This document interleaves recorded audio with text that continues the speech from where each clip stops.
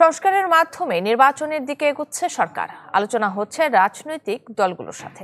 রাজধানীর মিরপুরে 2 সিটির খাল সংস্কার কার্যক্রমের উদ্বোধন শেষে এসব কথা জানিয়েছেন ক্রীড়া উপদেষ্টা আসিফ মাহমুদ সজীব ভুঁইয়া। একই অনুষ্ঠানে পরিবেশ উপদেষ্টা সৈয়দা রিজওয়ানা হাসান বলেন, আগামী বর্ষার আগেই ঢাকার 19টি খাল উদ্ধার করে পানি প্রবাহ নিশ্চিত করা হবে। নিশ্চিন্তে খান স্বাস্থ্যকর অল টাইম পান, অল টাইম হেলদি লাইফ। রাজধানীর মিরপুরের বাউনিয়া খাল প্রথম দেখায় মনে হবে এটি কোনো ময়লার ভাগাড়। গৃহস্থালির বর্জ্য থেকে শুরু করে দোকানপাটের আবর্জনা, দিন শেষে যেসবের ঠিকানা হয় ঢাকার খালগুলো।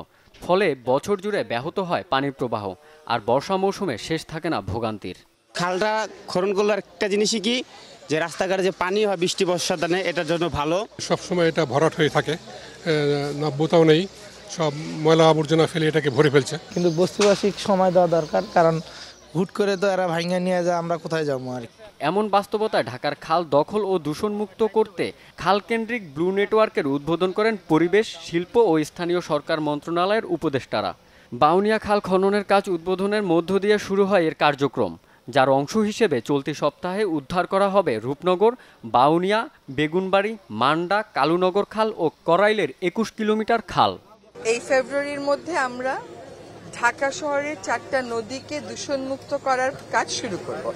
দূষণটা আমাদেরকে শক্ত হয়ে ক্যারেক্টারিস্টিক অ্যাপ্রোচে দিয়ে নিয়ন্ত্রণ করতে হবে। এখন যদি আপনি বলেন আপা এটা 8 মাসে 14 মাসে করে দিয়ে যায়, সম্ভব হবে না, কিন্তু কাজটা তো আমরা শুরু করে দিয়ে যেতে পারবো। আগের সরকার 15.5 বছর যে দুঃশাসন চালিয়ে গেছে, কয়েক মাসে আমরা কেমন করে এটার সমাধান করব। আমরা কাজটা শুরু করেছি যাতে এই অপশাসনের যে অবস্থা তৈরি হয়েছিল তার থেকে বের হয়ে আসে। তবে উপদেষ্টা আসিফ মাহমুদ মনে করেন, অন্তর্বর্তীকালীন সরকারের পক্ষে সব সমস্যার সমাধান খুব দ্রুত সম্ভব নয়। তবে তিনি জানান, সংস্কারের মধ্যেই নির্বাচনের দিকে এগোচ্ছে সরকার। গণঅভ্যুত্থানের পরে জনগণ বাংলাদেশের রাষ্ট্রের কাঠামোগত সংস্কারের দায়িত্বটা আমাদেরকে দিয়েছে। আমরা মনে করি এই সংস্কার কার্যক্রম আমাদের মাননীয় প্রধান উপদেষ্টা ইতিমধ্যে একটা টাইমলাইন দিয়েছেন। এর মধ্যেই আমরা এই সংস্কার কার্যক্রমের মাধ্যমে একটা নির্বাচনের দিকে এগিয়ে যাব।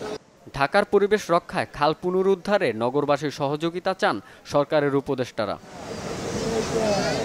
রনক মাহমুদ সৌরভ, চ্যানেল 24, ঢাকা।